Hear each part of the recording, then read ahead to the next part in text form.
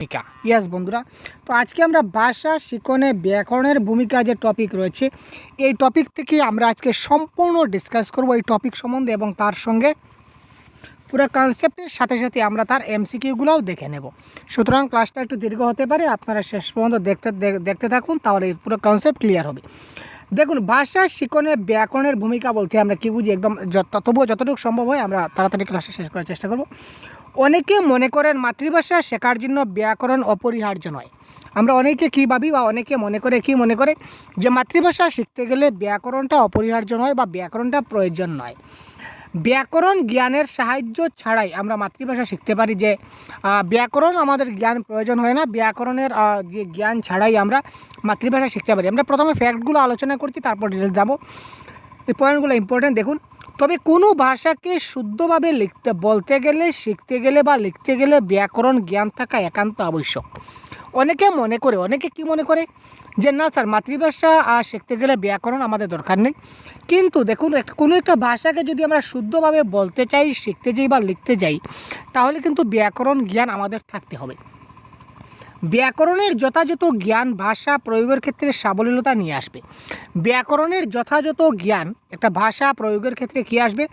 সাবলীলতা নিয়ে আসে। ঠিক আছে, বাংলা ব্যাকরণ শিক্ষাদানের প্রয়োজনীয়তা ব্যাপক বলা যেতে পারে। অর্থাৎ বাংলা শিখনের ক্ষেত্রে বা বাংলা ব্যাকরণ শিক্ষাদানের ক্ষেত্রে কিন্তু এটা প্রয়োজনীয়তা খুব বেশি ভাষা শিখনের ক্ষেত্রে। অর্থাৎ আমরা বলতে পারি যে ভাষা শিখনের ক্ষেত্রে ব্যাকরণের গুরুত্ব যথেষ্ট গুরুত্বপূর্ণ।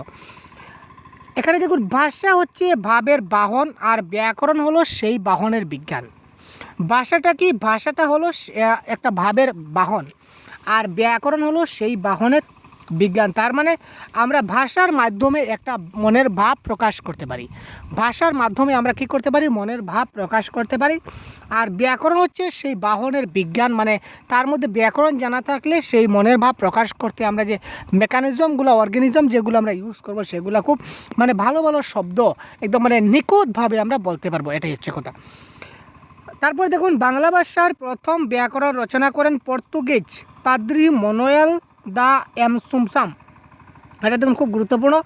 বাংলা ভাষার প্রথম ব্যাকরণ রচনা করেন, কে রচনা করেছিলেন? একজন পর্তুগিজ রচনা করেছিলেন, তার নাম ছিল মনোয়েল দা এমসুমসাম। এটা মাথায় রাখবেন। তারপর দেখছি, এবার বাংলা ব্যাকরণ শিক্ষাদানের প্রয়োজনীয়তাকে কি আমরা একটু দেখব, তার কী প্রয়োজন রয়েছে। ব্যাকরণ জ্ঞান শিক্ষাকে শুদ্ধভাবে প্রয়োগ করতে সাহায্য করে।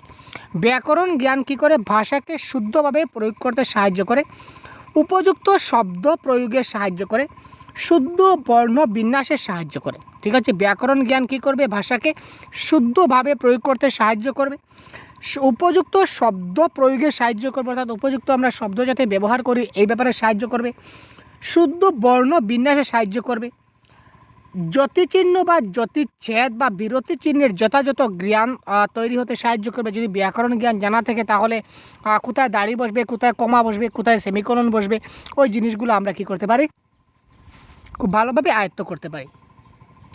তারপর দেখুন, যেমন সন্ধির জ্ঞান, সমাসের জ্ঞান, কারক এবং বিভক্তির জ্ঞান, ছন্দবিধির জ্ঞান, অব্যয় এবং নিপাতনের ব্যবহার ইত্যাদি। অর্থাৎ ব্যাকরণের বিভিন্ন যে পার্ট, যেমন সন্ধি, কারক, সমাস, ছন্দ, অব্যয়, প্রত্যয়, লিঙ্গ, বচন, এই সবগুলো এক একটা ব্যাকরণের অংশ।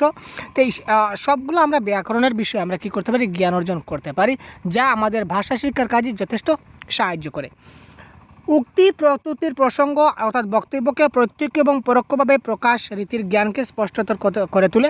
আমরা ন্যারেশন বা উক্তি যদি জানি, তাহলে ডাইরেক্টলি একজনকে কীভাবে কথা বলতে হয়, ইনডাইরেক্টলি কীভাবে কথা বলতে হয়, সেটাও কিন্তু আমরা শিখে যাব উক্তির মাধ্যমে।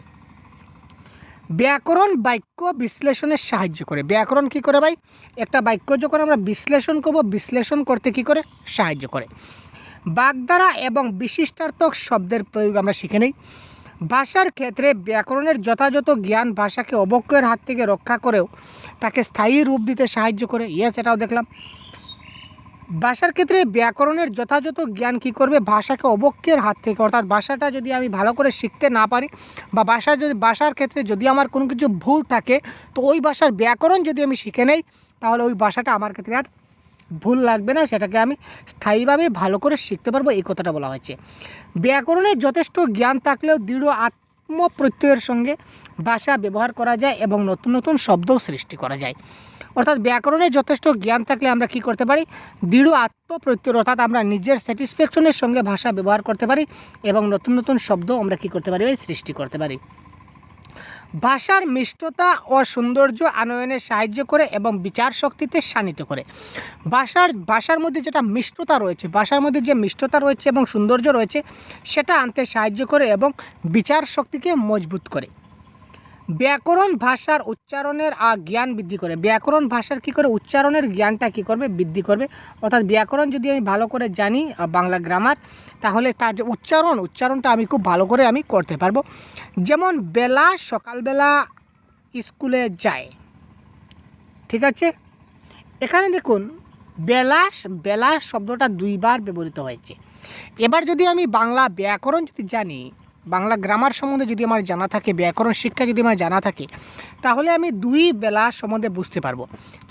যদি আমার গ্রামার যদি জানা না থাকে তাহলে আমি দুই বেলা সম্বন্ধে যেমন কীভাবে বেলা, সকালবেলা স্কুলে যে দুইটা বেলা, এখানে বেলা কিন্তু দুইবার লেখা হয়েছে, তার অর্থ কি সেম? অর্থাৎ দুইটা যে বেলা লেখা হয়েছে, দুটা বেলার অর্থ কি সেম হবে? না ভাই, সে দুটি বেলার অর্থ সেম হবে না। এখানে প্রথম বেলা হচ্ছে একটি মেয়ের নাম, ঠিক আছে, আর এই সকালবেলা মানে সকালের সময়, অর্থাৎ প্রথম বেলা দ্বারা একজন ব্যক্তির নাম বোঝাচ্ছে আর দ্বিতীয় বেলা দ্বারা সময় ইন্ডিকেট করছে। অর্থাৎ কি বেলা, সকালবেলা স্কুলে যায়। এখানে বেলা দুবার দুরকম অর্থ নিয়ে ব্যবহৃত হয়েছে, সেটা শুধু বাংলা গ্রামার যদি আমরা জ্ঞান অর্জন করতে পারি তাহলে শিখতে পারবো। তো দেখুন, ব্যাকরণ শিক্ষার ক্ষেত্রে স্তর রয়েছে, এটা আমাদের জানতে হবে, পরীক্ষায় আসবে। ব্যাকরণ শিক্ষার ক্ষেত্রে বিশেষজ্ঞরা দ্বাদশ শ্রেণী পর্যন্ত 4টে স্তরের কথা বলেছেন। অর্থাৎ 12 ক্লাস পর্যন্ত যে ভাষাবিদ্যা রয়েছে, বিশেষজ্ঞরা রয়েছেন, তারা 4টা স্তরের কথা বলেছেন। প্রথম স্তর কী দেখি। প্রথম স্তর হচ্ছে 5ম শ্রেণী থেকে 6ষ্ঠ শ্রেণী। আমাদের ব্যাকরণ শিক্ষার প্রথম স্টেজ যেটা শুরু হবে সেটা প্রথম শ্রেণী থেকে শুরু হবে, আর 5ম শ্রেণী থেকে শুরু হবে, ক্লাস 5 থেকে, ক্লাস 5 টু ক্লাস 6। এই শ্রেণীতে অর্থাৎ সেই প্রথম স্তরে বা ক্লাস 5 এবং 6-এ আমরা শিশুদেরকে কী শেখাতে পারি, ধ্বনি, বর্ণ, সন্ধি, পদ, পদান্তর সাধন, লিঙ্গ, বচন, পুরুষ, কারকগুলি প্রাথমিক পরিচয় দেওয়ার কথা বলা হয়েছে। এবার প্রশ্ন আসবে যে ধ্বনি, বর্ণ, সন্ধি, পদ এটা ব্যাকরণের কোন স্তরে শেখানো হয়?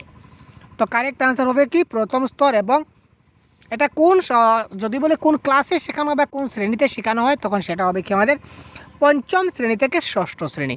এভাবে এমসিকিউ অনুযায়ী যদি আপনারা পড়েন তাহলে আপনারা একটা ভালো নম্বর ক্র্যাক করতে পারবেন। প্রথম স্তরে কেবল সরস সন্ধি শিখবে। এবার দেখুন কথা, এখানে সন্ধি শিখবে, কিন্তু সন্ধি বলতে আমরা কিন্তু সবগুলা সন্ধি তাকে শেখাবো না। এই প্রথম স্তরে তাকে শুধু আমরা স্বরসন্ধিটাই শেখাবো, ঠিক আছে। কোনো সময় নিপাতনের সন্ধির উল্লেখ করা যাবে না। আচ্ছা ঠিক আছে, এটা অন্য সময় পরবর্তী স্টেজে। এবার দেখুন সেকেন্ড স্টেজে কী বলে, দ্বিতীয় স্তর হবে ক্লাস 7-8। আগেটা বলেছিলাম ক্লাস 5-6, এবার হচ্ছে 7-8। 7-8 হচ্ছে কি দ্বিতীয় স্তর।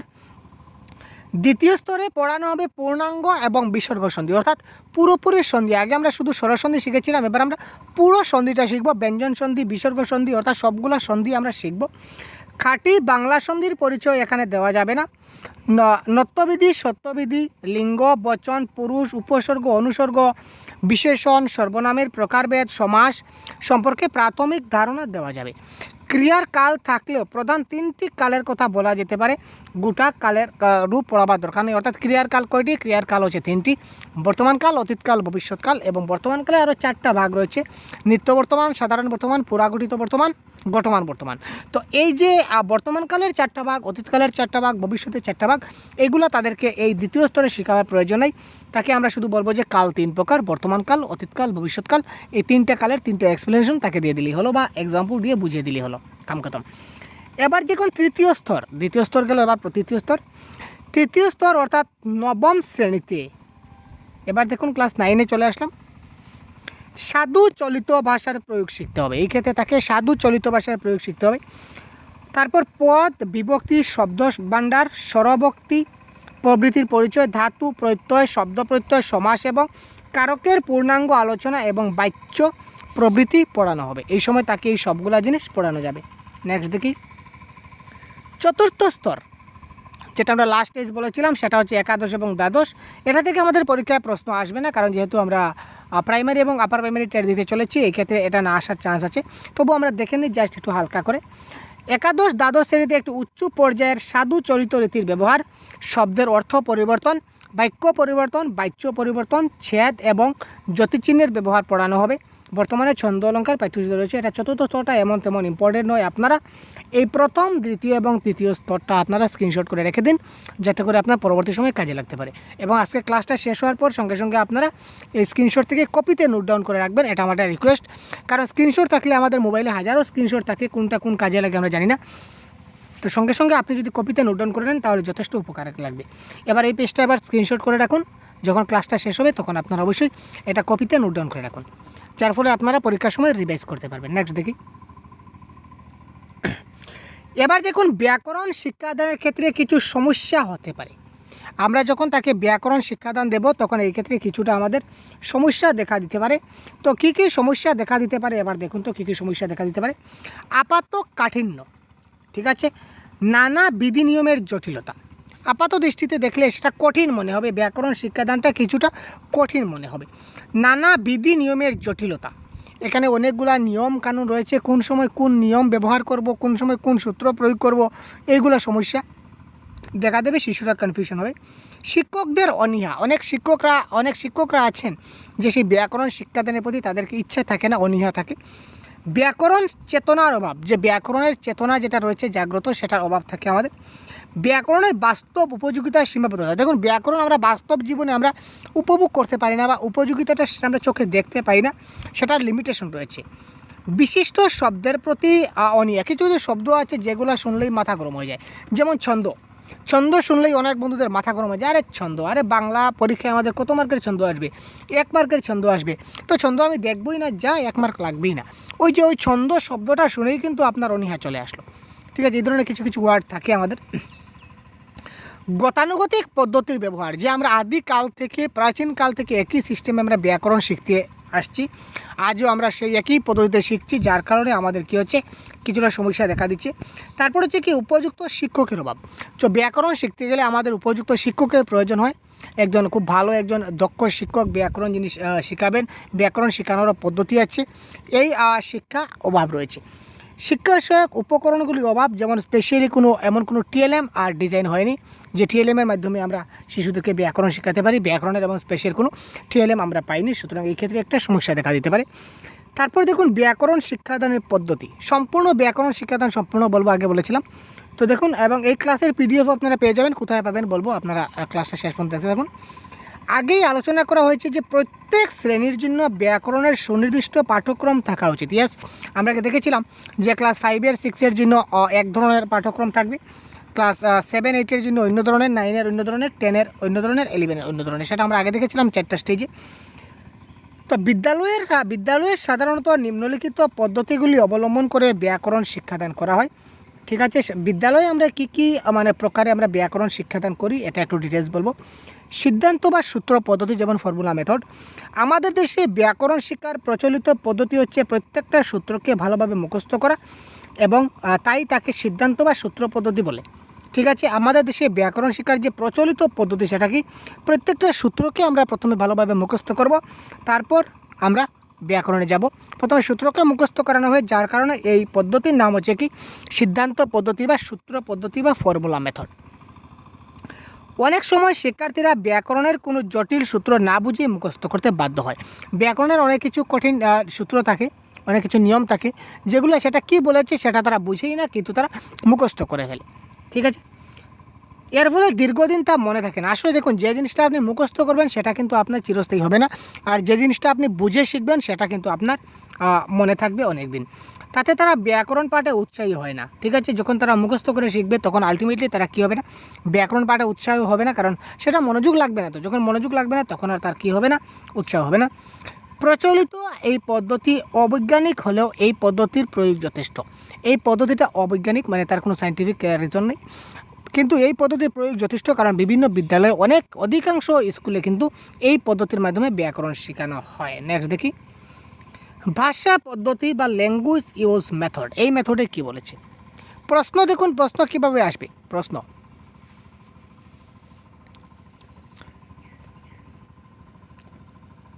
যখন ব্যাকরণগুলো শেখানো হয় তখন শিক্ষক মহাশয় ছাত্রদেরকে তিনি সূত্র মুখস্থ করতে দেন এবং সূত্র মুখস্থর মাধ্যমে ছাত্ররা ব্যাকরণ শেখে। এটা কোন পদ্ধতি? এটা কারেক্ট আনসার সূত্র পদ্ধতি। এই ধরনের বিভিন্নভাবে ঘুরিয়ে ফিরিয়ে প্রশ্ন আসতে পারে, সুতরাং কনসেপ্ট ইজ পাওয়ার। আপনি যদি কনসেপ্ট ভালো করে জানেন তাহলে যে কোনো প্রশ্ন আসুক না কেন, যেভাবেই আসুক না কেন, আপনি 100% কনফার্ম আপনি ক্র্যাক করতে পারবেন। তারপর দেখুন ভাষা পদ্ধতি বা ল্যাঙ্গুয়েজ ইউজ মেথডে কী বলেছে, সাহিত্য পড়াতে পড়াতে ভাষার মধ্যে ব্যাকরণের নানা প্রয়োগ দেখিয়ে ধীরে ধীরে ব্যাকরণ সম্পর্কে অভিহিত করা হয়। আমরা সাহিত্য পাঠ করছি, এই সাহিত্য পাঠ করতে করতে আমরা ব্যাকরণের যদি কোনো একটা অংশ পাই তখন সেখান থেকে আমরা ব্যাকরণের একটা ছোট পয়েন্ট তার সঙ্গে আমরা আলোচনা করে দিলাম এবং আস্তে আস্তে এখান থেকে আমরা ব্যাকরণের মধ্যে চলে গেলাম।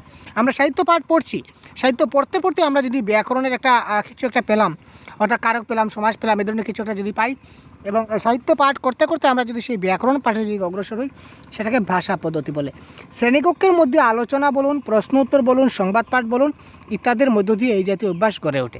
আলোচনার মধ্যে দিয়ে, প্রশ্ন উত্তরের মধ্য দিয়ে, সংবাদ পাঠের মধ্য দিয়ে বা বিভিন্ন আরও অন্য মাধ্যম থাকতে পারে, এই পদ্ধতি বা এই জাতীয় অভ্যাস গড়ে ওঠে। ব্যাকরণ পাঠ্যপুস্তক পদ্ধতি, টেক্সট বুক মেথড। ঠিক আছে, ব্যাকরণ পাঠ্যপুস্তক পদ্ধতি মানে কি? Text book method. বর্তমানে বিদ্যালয়সমূহে নির্দিষ্ট পাঠ্যক্রমের ভিত্তিতে রচিত পাঠ্যপুস্তকসমূহ পড়ানো হয়ে থাকে।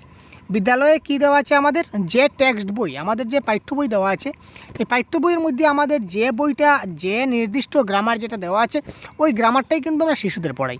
আপনারা পাঠ্যপুস্তক খুলে দেখবেন, পাঠ্যপুস্তকের শেষে ভাষা বিচার বলে থাকে এবং ভাষা বিচারে কিন্তু এই ধরনের গ্রামার দেওয়া থাকে। আমরা কী করি? ওই গ্রামারগুলোই কিন্তু শিশুদেরকে পড়াই। শিক্ষক মহাশয়রা যদি গভীর ধৈর্য এবং অধ্যবসায়ের সঙ্গে ব্যাকরণের প্রতিটি অধ্যায় সাবলীলভাবে বুঝিয়ে দেন তবে ছাত্ররা ব্যাকরণ পাঠে উৎসাহিত হতে পারে। শিক্ষক মহাশয় যদি কী করেন? গভীর ধৈর্য এবং অধ্যবসায়ের সঙ্গে ব্যাকরণের প্রত্যেকটা অধ্যায় যদি খুব ভালো করে সাবলীলভাবে যদি তিনি বুঝিয়ে দেন তাহলে ছাত্ররা ব্যাকরণ পাঠে উৎসাহী হবেই হবে। এক্ষেত্রে শিক্ষার্থীরা অতিমাত্রায় পুস্তক কেন্দ্রিক এবং মুখস্থ নির্ভর হয়ে পড়ে। ঠিক আছে, এটা একটা পদ্ধতি। প্রাসঙ্গিক পদ্ধতি বা কন্টেক্সচুয়াল মেথড, কথাবার্তা, আলাপ আলোচনা, রচনা লেখা প্রভৃতির মাধ্যমে যে ব্যাকরণ শিক্ষা দেওয়া হয় তাকে প্রাসঙ্গিক পদ্ধতি বলে। কথাবার্তা বলুন, আলাপ আলোচনা বলুন, রচনা লেখা বলুন, এগুলোর মাধ্যমে যে ব্যাকরণ শিক্ষাটা দেওয়া হয় তাকে প্রাসঙ্গিক পদ্ধতি বলে। প্রচলিত পাঠ্যক্রম সমূহে টেক্সচুয়াল গ্রামার খানিকটা এই জাতীয়, তবে ব্যাকরণ সম্পর্কে বিশেষ জ্ঞান না থাকলে এই পদ্ধতি কার্যকর হয় না। ঠিক আছে, প্রাসঙ্গিক পদ্ধতি অর্থাৎ কি? প্রসঙ্গক্রমে শিখলাম, অর্থাৎ আপনার সঙ্গে আমি একটা বিষয়ে কথা বলছি, কোনো একটা প্রসঙ্গে কথা বলছি, এই প্রসঙ্গে কথা বলতে বলতে যদি গ্রামারের কোনো একটা টপিক চলে আসে কথা বলতে বলতে, আর এই প্রসঙ্গে যদি আমি আপনাকে গ্রামারটা শিখিয়ে দিই, দ্যাট ইজ কল প্রাসঙ্গিক পদ্ধতি বা কন্টেক্সচুয়াল মেথড, আর কিছু নয়। ব্যাকরণ পাঠ্যপুস্তক পদ্ধতি, অনেক ব্যাকরণ পাঠ্যপুস্তক রয়েছে, সেটা আমরা দেখেছি।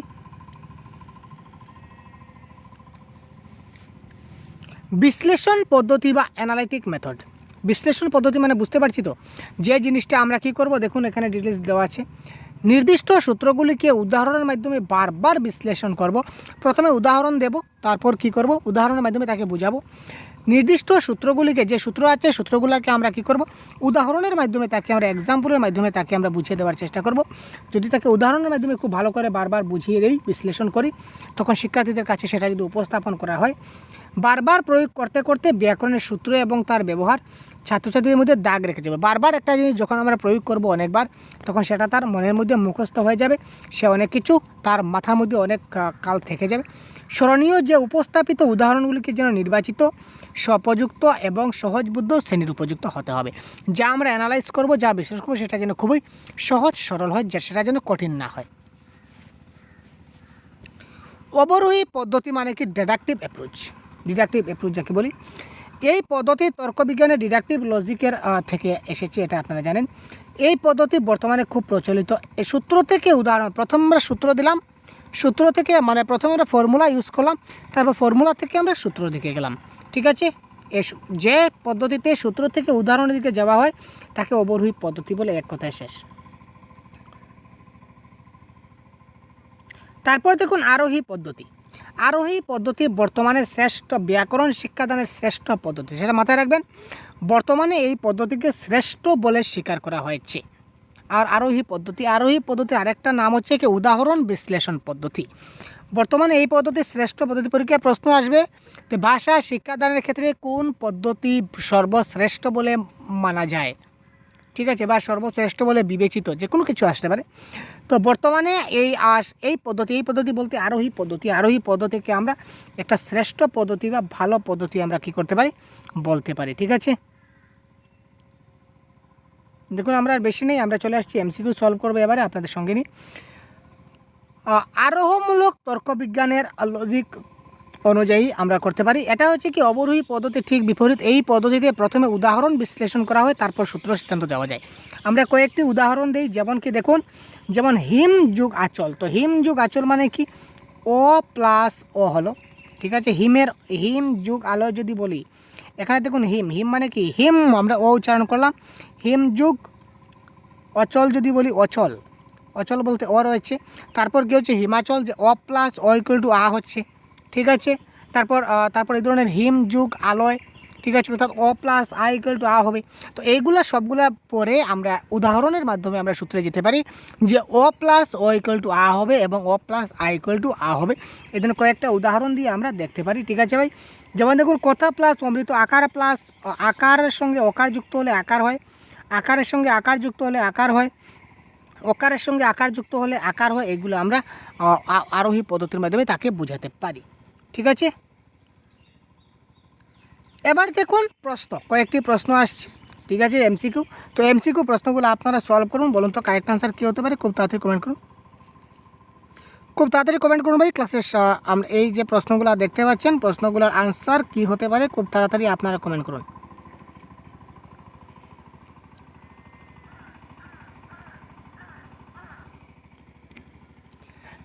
শিক্ষার্থীর বাহ্যিক ধারণাকে সুস্পষ্ট করার জন্য ব্যাকরণ জ্ঞানের প্রয়োজন, ছন্দ জানার প্রয়োজন, ভাষা জ্ঞানের প্রয়োজন, নাকি শব্দভাণ্ডার বৃদ্ধির প্রয়োজন? কারেক্ট আনসার কোনটি হবে?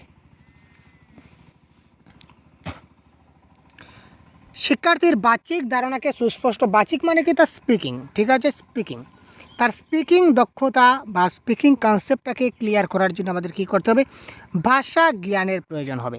সে যদি ভাষাই না জানে তাহলে সে কথা বলবে কী করে? সুতরাং এই ক্ষেত্রে অপশন নাম্বার সি বা গ is the right answer. Next প্রশ্ন দেখি, যথাযথ ব্যাকরণ শিক্ষার প্রয়োজন ঠিকভাবে বলতে পারার জন্য, ঠিকভাবে লিখতে পারার জন্য, ঠিকভাবে পড়তে পারার জন্য উপরের সবগুলি। আপনারা যদি আমার ক্লাসটা সম্পূর্ণ দেখে থাকেন প্রথম থেকে, তাহলে 100% কনফার্ম আপনারা এমসিকিউ সলভ করতে পারবেন, কোনো টেনশন নাই। দেখুন যথাযথ ব্যাকরণ শিক্ষার প্রয়োজন, যথাযথ ব্যাকরণ শিক্ষার কী প্রয়োজন রয়েছে? ঠিকভাবে কথা বলতে পারবে, ঠিকভাবে লিখতে পারবে, ঠিকভাবে পড়তে পারবে, না উপরের সবগুলি করতে পারবে? তো এই ক্ষেত্রে কারেক্ট আনসার কী হবে আমাদের, উপরের সবগুলির জন্য। যথাযথ ব্যাকরণ শিক্ষার ফলে সে কী করতে পারবে, উপরে লিখতেও পারবে, বলতেও পারবে, পড়তেও পারবে, অর্থাৎ উপরের সবগুলি সে কী করতে পারবে, পড়তে পারবে। কোনো ভাষাকে শুদ্ধভাবে প্রয়োগ করতে কী জানার প্রয়োজন? ওই ভাষার শব্দভাণ্ডার, ওই ভাষার অভিধান, ওই ভাষার নানা বই, ওই ভাষার ব্যাকরণ।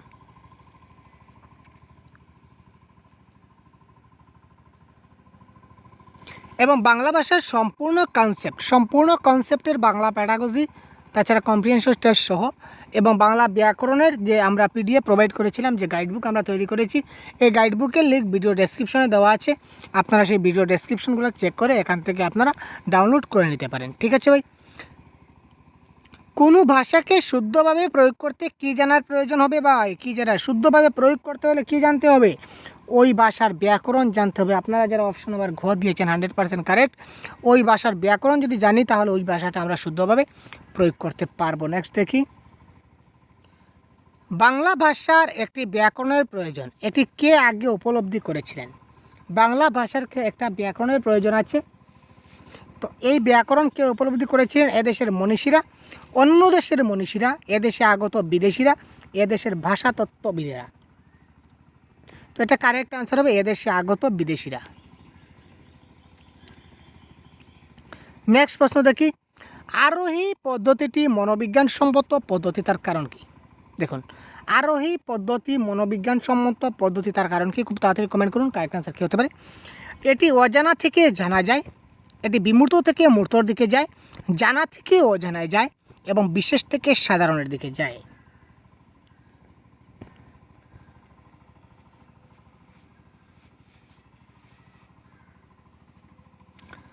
তো তো এই প্রশ্নের কারেক্ট আনসার কি হতে পারে? এই প্রশ্নের কারেক্ট আনসার হবে এটি জানা থেকে অজানার দিকে যায়, অর্থাৎ অপশন নাম্বার গ ইজ দ্য রাইট আনসার।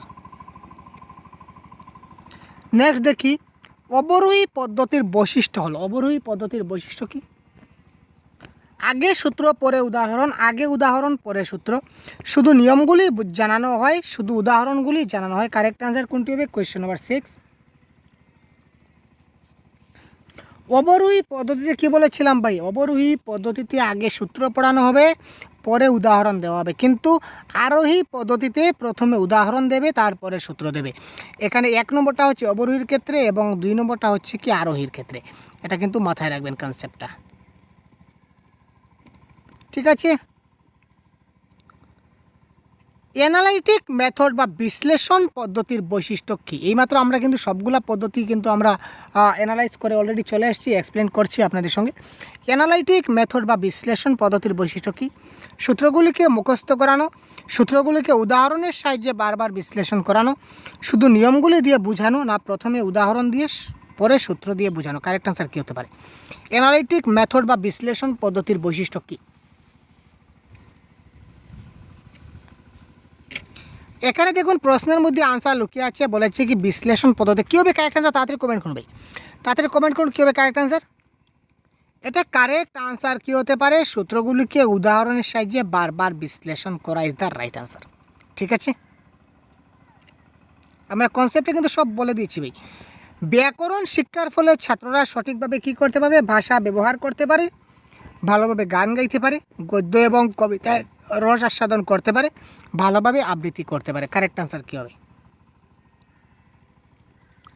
ব্যাকরণ শিক্ষার ফলে ছাত্ররা সঠিকভাবে কী করতে পারে? ভাষা ব্যবহার করতে পারে, ভালোভাবে গান গাইতে পারে, গদ্য এবং কবিতার রস আস্বাদন করতে পারে, ভালোভাবে আবৃত্তি করতে পারে। কারেক্ট আনসার কী হবে?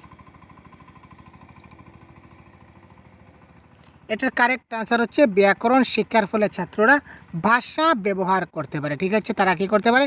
ভাষা ব্যবহার করতে পারে। নেক্সট দেখি, ব্যাকরণ শেখাবার শ্রেষ্ঠ পদ্ধতি কি? দেখুন এইমাত্র যে বললাম ব্যাকরণ শেখাবার শ্রেষ্ঠ পদ্ধতি কি, এটা কারেক্ট আনসার কী হয়ে যাবে?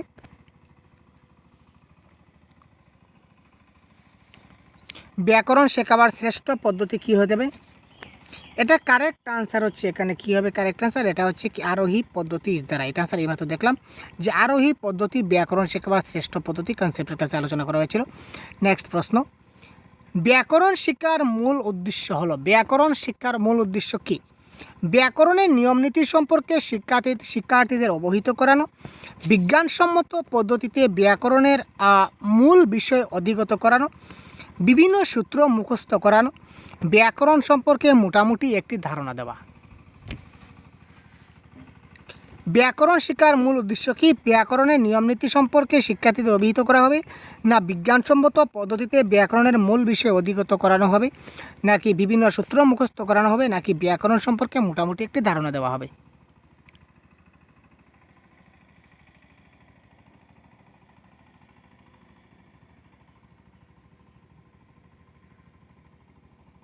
তো এই ক্ষেত্রে কারেক্ট আনসার কী হতে পারে? খুব তাড়াতাড়ি কমেন্ট করুন ভাই।